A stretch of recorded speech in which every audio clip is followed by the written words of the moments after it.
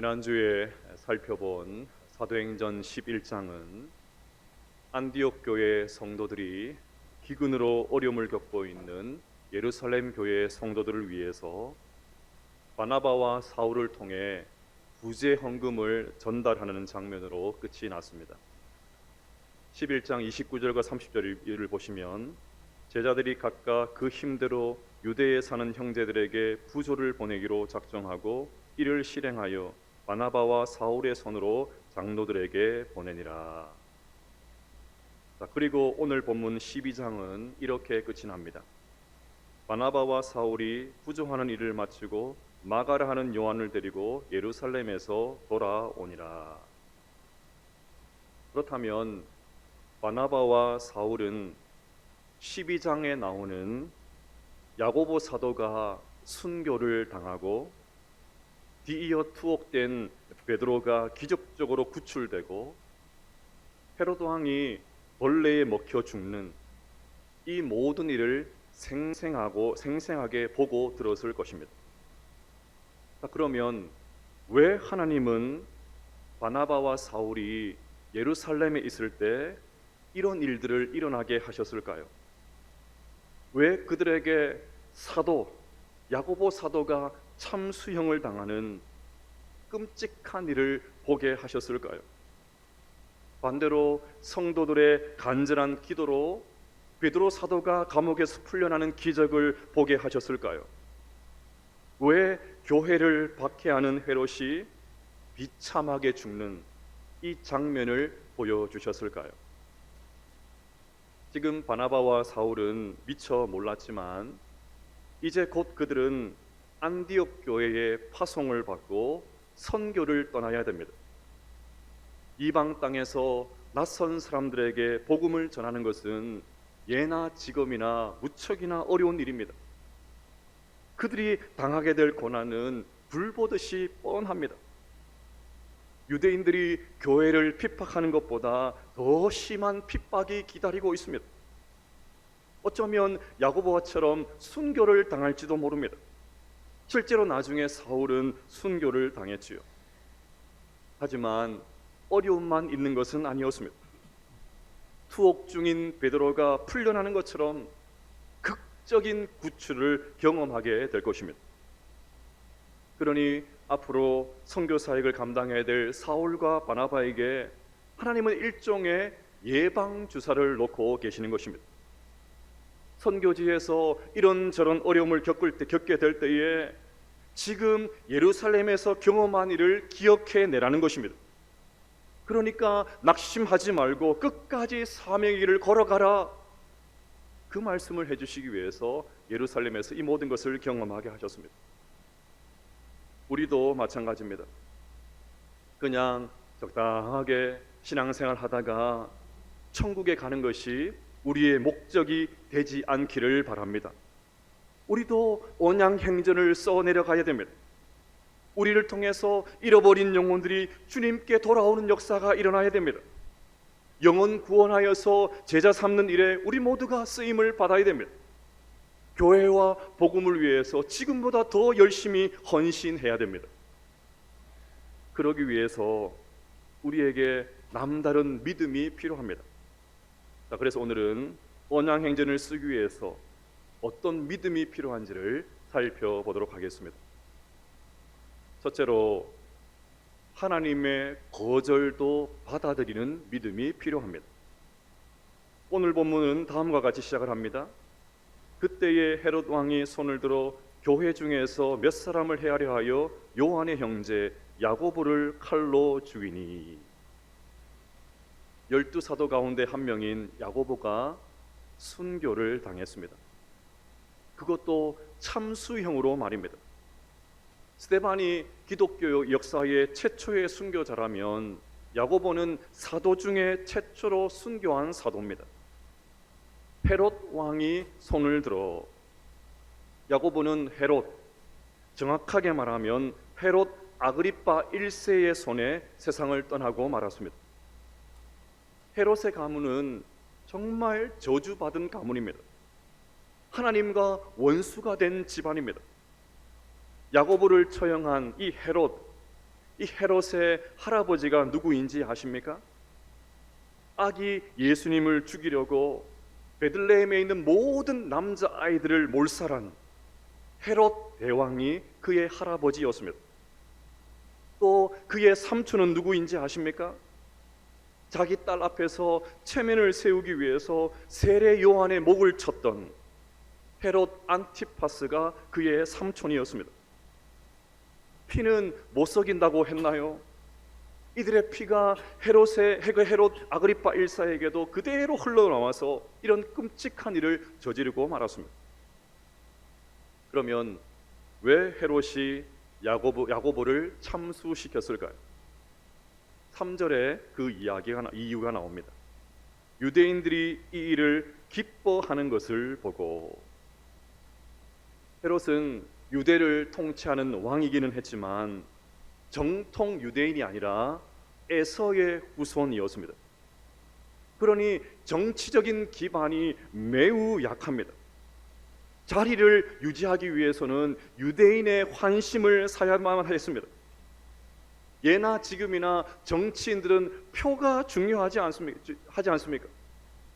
그런데 가만히 보니까 유대인들이 예수 복음을 전하는 저 교인들, 저 예수쟁이들 때문에 막 골치가 아픕니다.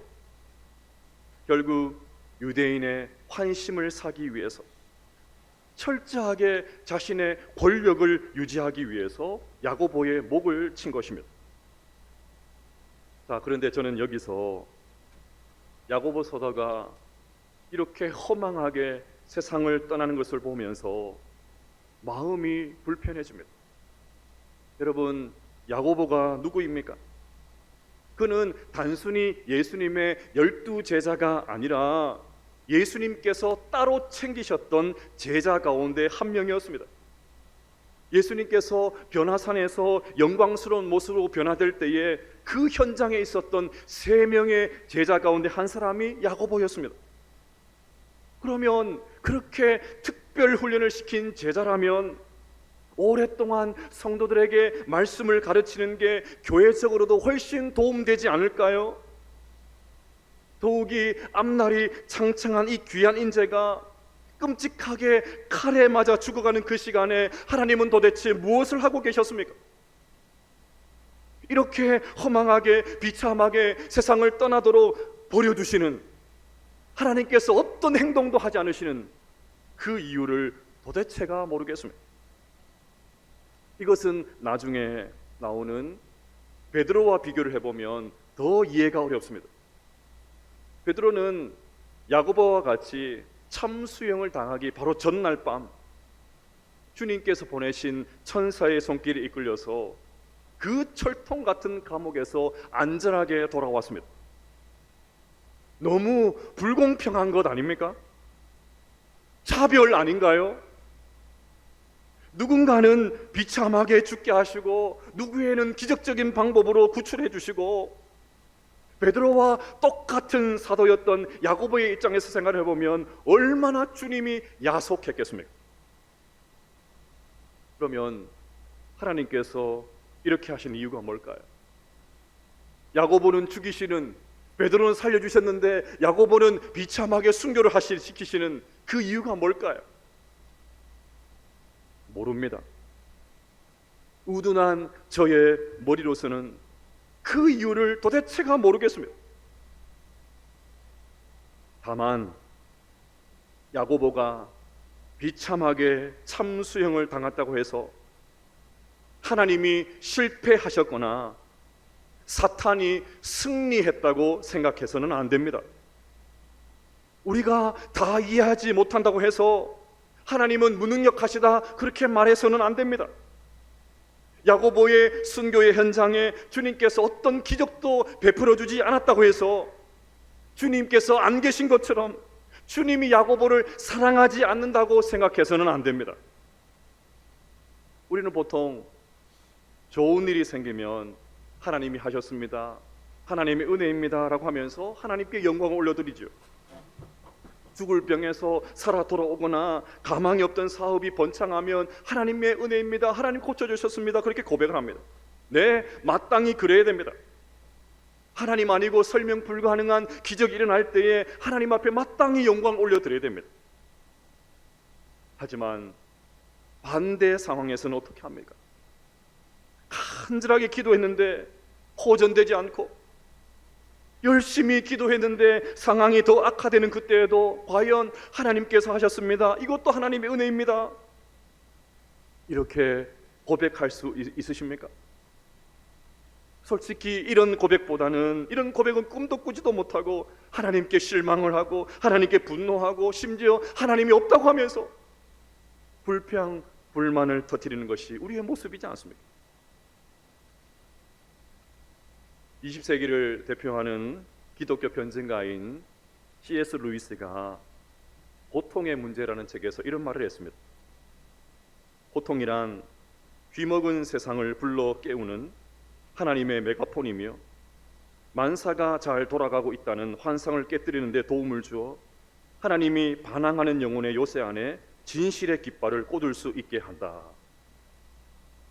그의 이 말은 고통은 변장된 하나님의 축복이라는 말로 요약을 해서 지금도 고통에 대한 아주 모범적인 대답으로 저 같은 설교자가 설교단에서 많이 인용하는 내용입니다. 하지만 루이스는 인생 말년 사랑하는 아내가 암으로 세상을 떠나는 그 고통을 경험하면서 처참할 정도로 철저하게 무너지고 말았습니다. 그는 헤아려 본 슬픔에서 이렇게 말했습니다. 대답은 없다. 열심히 하나님 앞에 기도했는데 어떤 것도 변하지 않는단 말 아닙니까? 대답은 없다. 그저 잠긴 문, 철의 장막, 텅 빈 허공, 절대적인 무의 세계만 있을 뿐 구하여도 얻지 못하리라. 구하다니 내가 바보였다. 그동안 하나님 앞에 고쳐달라고 기도했는데 내가 바보였다. 이렇게 절구하면서 대체 하나님은 어디 계시기에 우리가 번성할 때는 사령관처럼 군림하시다가 환난의 때에는 이토록 도움을 주시는데 인색한 것인가 라고 울부짖었습니다. 이처럼 우리는 우리에게 좋은 일이 생기면 하나님을 좋으신 하나님으로 여기고 나쁜 일이 생기면 나쁜 하나님으로 하나님을 평가합니다. 마치 하나님께서 우리에게 좋은 것만 주셔야 될 뿐으로, 하나님은 우리에게 좋은 일만 일어나게 하셔야 될 의무가 하나님께 있다고, 하나님은 우리에게 무조건 좋은 것만 주셔야 됩니다, 그 의무가 하나님께 있습니다, 그렇게 하나님을 생각을 합니다. 오늘 이 야고보 사도의 비참한 죽음을 보면서 마음이 불편한 이유가 바로 여기에 있습니다. 만약에 이런 생각으로 야고보의 순교를 본다면 세상에서 이보다 어리석고 불쌍한 사람은 없을 것입니다. 열심히 교회와 복음을 위해서 살았는데 비참하게 참수를 당하다니 이보다 더 한심하고 비참한 인생이 어디 있겠습니까? 하지만 성도는 땅의 관점이 아니라 하나님의 관점으로 살아가는 사람인 줄로 믿습니다. 다시요, 성도는 땅의 관점이 아니라 하늘의 관점으로 살아가는 사람인 줄로 믿습니다. 하나님은 야고보의 이 순교를 비참한 죽음으로 생각하지 않으셨습니다. 그래서 다 이해할 수 없지만 하나님의 거절도 받아들이는 믿음이 우리에게 필요합니다. 이런 측면에서 믿음을 너무나도 잘 표현한 존 웨슬리의 언약의 기도를 여러분에게 소개하고 싶습니다. 저는 더 이상 저 자신의 것이 아니라 주님의 것입니다. 주님께서 원하시는 일에 저를 쓰시고 주님께서 원하시는 사람들에게 저를 보내소서. 저를 일하게도 하시고 저를 고난에 처하기도 하시고 하소서. 저를 쓰시고 싶으시면 쓰시고 버리고 싶으시면 버리소서. 주님을 위해서라면 높이셔도 좋고 낮추셔도 좋습니다. 가득 차게도 하시고 텅 비게도 하소서. 모든 것을 가지게도 하시고 모든 것을 놓게도 하소서. 조건 없이 온 마음으로 모든 것을 주님의 뜻에 맡깁니다. 영광스럽고 복되신 하나님, 성부, 성자 그리고 성령이시여, 주님은 저의 소유이며 저는 주님의 소유입니다. 그렇게 되게 하소서. 지금 이 땅에서 맺는 이 언약이 하늘에서도 확증되게 하소서. 아멘. 둘째로, 하나님께 맡기는 믿음이 필요합니다. 헤롯은 유대인들이 야고보의 죽음을 기뻐하는 것을 보고는 내친김에 사도들의 대표인 베드로까지 잡아서 감옥에 던져버렸습니다. 3절과 4절을 보시면 유대인들이 이 일을 기뻐하는 것을 보고 베드로도 잡으려 할세 때는 무교절 기간이라 잡음에 옥에 가두어 군인 내식인 내패에 맡겨 지키고 6월절 후에 백성 앞에 끌어내고자 하더라. 사람의 생명을 파리 목숨보다 못하게 여기는 헤롯이 베드로 한 사람 더 죽이는 것이 무슨 큰 문제가 되겠습니까? 베드로까지 처형을 하면 유대인들의 환심을 한 몸에 받게 될 것이 틀림이 없습니다. 그의 왕권은 쭉 이어지게 될 것입니다. 그런데 마침 그때가 처형을 금하는 6월절이었기 때문에 절기가 끝나면 사형을 집행할 요량으로 베드로를 감옥에 가두었던 것입니다. 자, 여기서 베드로의 감옥 생활이 궁금해집니다. 베드로는 감옥에서 어떻게 시간을 보내고 있었을까요? 6절 말씀을 같이 한번 읽어보겠습니다. 시작. 헤롯이 잡으려 내려고 하는 그 전날 밤에 베드로가 두 군인 틈에서 두 쇠사슬에 매여 누워 자는데 파수꾼들이 문 밖에서 옥을 지키더니. 저는 오늘 설교를 준비하기 전에는 베드로가 단순히 감옥에 그냥 갇혀 있는 줄로만 알았습니다. 그런데 아닙니다. 감옥 밖에서는 4명씩 4교대로 해서 16명의 군인이 베드로 한 사람을 감시하고 있었습니다. 또 감옥 안에서는 두 군인이 베드로의 손에 쇠사슬을 묶은 채 베드로를 감시하고 있었습니다. 얼마나 무서웠을까요? 더욱이 베드로는 야고보가 참수당한 것을 알고 있었습니다. 이제 자신도 오늘 밤이 지나면 목이 떨어져 나가는 것을 잘 알고 있었습니다. 그런데 베드로가 어떻게 하고 있습니까? 누워 자는데 자고 있었습니다. 여러분, 잠이 옵니까? 자고 있었습니다. 그냥 졸고 있었던 것이 아닙니다. 실제로 보시면 천사가 옆구리를 쳐서 깨울 정도로 베드로는 깊이 잠들어 있었습니다.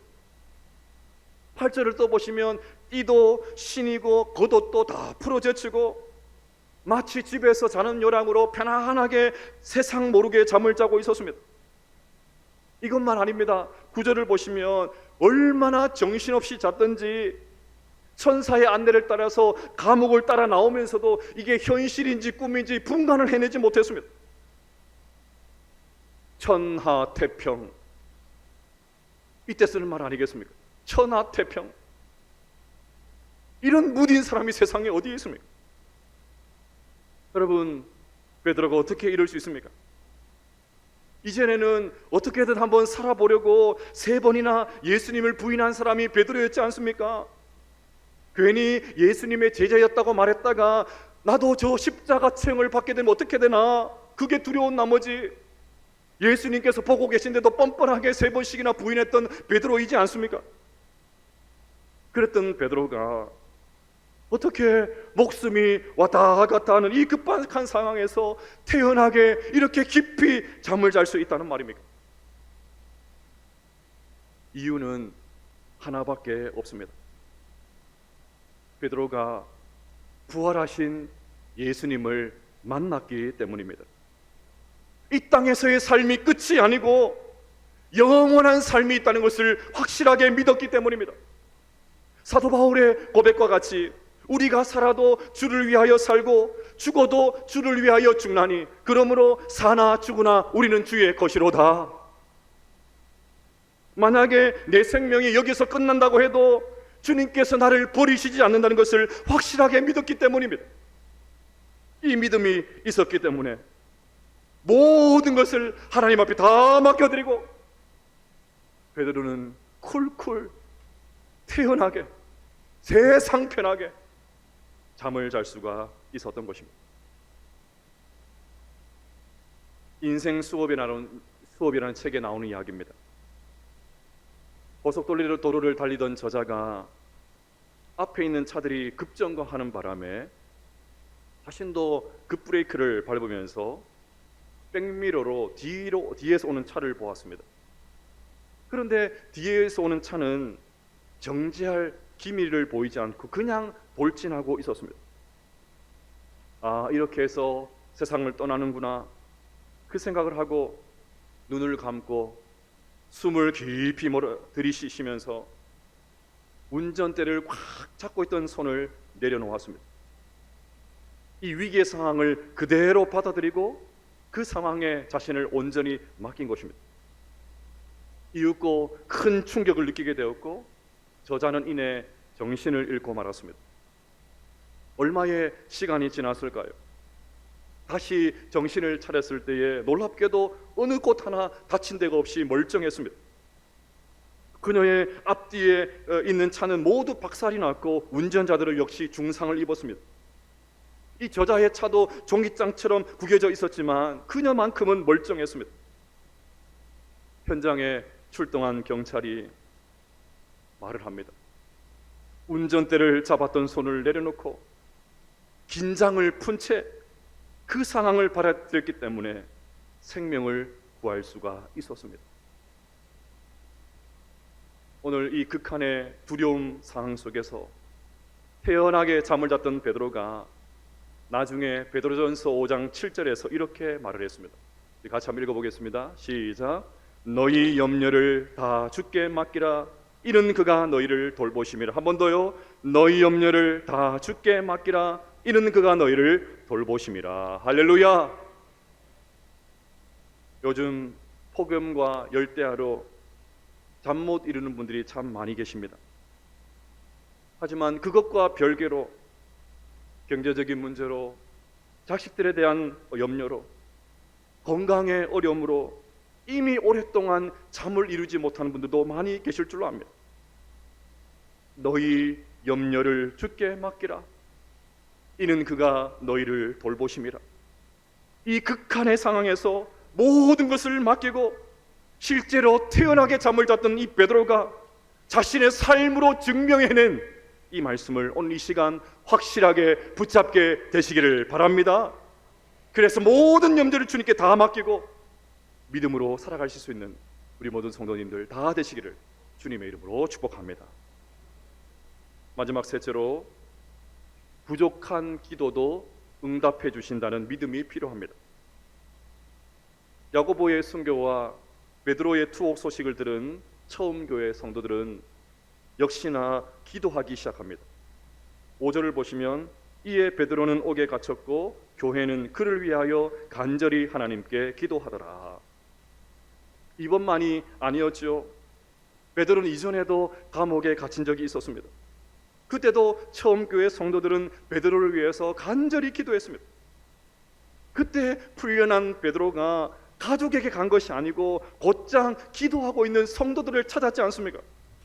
그래서 지난 3월 24일에 그 동료에게 가서 그 제목으로 제가 설교한 적이 있습니다. 기억하십니까?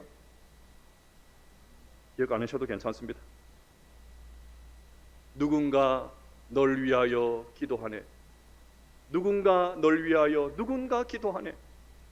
네가 홀로 외로워서 마음이 무너질 때 누군가 널 위해 기도하네. 우리 교회 공동체가 서로를 위해서 기도해주는 공동체 될 수 있기를 주의 이름으로 축복합니다. 자, 처음 교회 성도들은 베드로를 위해서 간절히 기도했습니다. 아마 풀려나게 해달라는 기도를 포함해서 혹 풀려나지 못한다고 해도 약해지지 않고 끝까지 믿음 좀 지키게 해주십시오, 그 기도를 했겠죠. 하지만 기도는 간절했지만 그 기도가 실제로 응답될 것이라고는 생각하지 않았던 것 같습니다. 천사의 손에 이끌려서 감옥에 나온 베드로가 마리아의 집에 갔더니 드디어 역시나 성도들은 여전히 베드로를 위해서 기도하고 있었습니다. 베드로가 문을 두드리자 로데라고 하는 여자아이가 베드로의 음성인 것을 확인하고는 너무 기쁜 나머지 문도 열어주지 않고 집 안으로 들어가서 소리를 칩니다. 베드로가 대문 밖에 서 있습니다. 베드로가 살아 돌아왔습니다. 성도들의 간절한 기도가 응답이 된 것입니다. 그러면 성도들이 어떻게 반응해야 됩니까? 할렐루야! 할렐루야 해야 되죠. 할렐루야 소리치면서 얼른 밖에 뛰어나가서 베드로를 영접해야 되는 것이 마땅합니다. 그런데 그들의 반응을 보겠습니다. 15절을 보시면 그들이 말하되 네가 미쳤다 하나 여자아이는 힘써 말하되 참말이라 하니 그들이 말하되 그러면 그의 천사라 하더라. 네가 미쳤다, 미쳤다고 합니다. 믿지를 않습니다. 여러분, 웃을 일이 아닙니다. 우리도 이런 기도를 할 때가 참 많습니다. 앞서 염려를 주께 다 맡기라고 해서 다 맡기고 기도했는데 돌아서서는 또 한숨을 쉽니다. 또 걱정을 늘어놓습니다. 이처럼 우리가 기대하는 것과 믿는 것이 실제로 많이 다를 때가 참 많아요. 실제로는 믿지 않으면서 습관적으로 아멘 할 때가 참 많습니다. 예수님이 기도에 대해서 중요한 말씀을 하신 적이 있습니다. 무엇이든지 기도하고 구하는 것은 받은 줄로 믿으라. 그리하면 너희에게 그대로 되리라. 이 말씀에 근거하면 베드로를 위해서 기도하고 있는 성도들 믿고 기도한 것이 아닙니다. 그러면 응답받지 못하는 것 아니겠습니까? 이 말씀에 근거하면 믿지도 않았는데 어떻게 응답을 기대할 수 있겠습니까? 그런데 중요한 것은 하나님께서 이 부족한 기도를 들어주셨다는 것입니다. 제대로 믿지도 않았는데 응답이 되었습니다. 그러니 기도는 우리가 간절하게 기도하면 응답이 되고 간절하지 않으면 기도 응답이 안 되고 그런 것이 아닙니다. 중요한 것은 우리의 연약한 기도에도, 제대로 믿지 못하는 기도에도, 여전히 걱정하고 염려하는 그런 부족한 기도에도 그 기도마저도 하나님께서 들어주신다는 것입니다. 그 하나님께서 우리와 함께 하신다는 사실입니다. 그러니 나의 어떠함과 상관없이 우리에게 최선의 것을 주시는 하나님을 끝까지 신뢰하며 달려갈 수 있는 우리 모든 성도들 다 되시기를 주님의 이름으로 축복합니다. 자, 이제 결론입니다. 자신의 권력과 욕망을 위해서 야고보를 참수하고 베드로를 투옥시킨 헤롯, 어떻게 되었습니까? 23절 말씀 읽어보십시다. 시작. 헤롯이 영광을 하나님께로 돌리지 아니하므로 주의 사자가 곧 친히 벌레에게 먹혀 죽으니라. 아멘. 온 나라를 지락펴락하고 사람 생명 하나도 하찮게 여겼던 이 헤롯, 이 왕, 벌레, 요즘으로 하면 바이러스 하나를 제압하지 못하고 세상을 떠나고 말았습니다. 벌레보다 못한 인간이 된 것입니다. 그리고 오늘 말씀은 이렇게 마칩니다. 하나님의 말씀은 흥왕하여 더하더라. 하나님의 말씀은 흥왕하여 더하더라. 헤롯의 말은 힘을 잃고 하나님의 말씀은 힘을 얻게 되었습니다. 헤롯의 명령은 죽음과 함께 힘을 잃었지만 하나님의 말씀은 결코 쇠하지가 않았습니다. 핍박자의 칼날은 부러졌지만 주님의 말씀은 더 힘차게 퍼져나가게 되었습니다. 사랑하는 여러분, 반드시 하나님은 승리하십니다. 반드시 하나님은 이기게 되실 것입니다. 그러니 하나님의 거절도 받아들이는 이 믿음으로, 하나님께 모든 것을 맡기는 이 믿음으로, 부족한 기도도 응답해 주시는 나는 이 믿음으로 살아서 마침내 하나님의 승리를 경험하실 수 있는 우리 모든 성도님 다 되시기를 주님의 이름으로 축복합니다.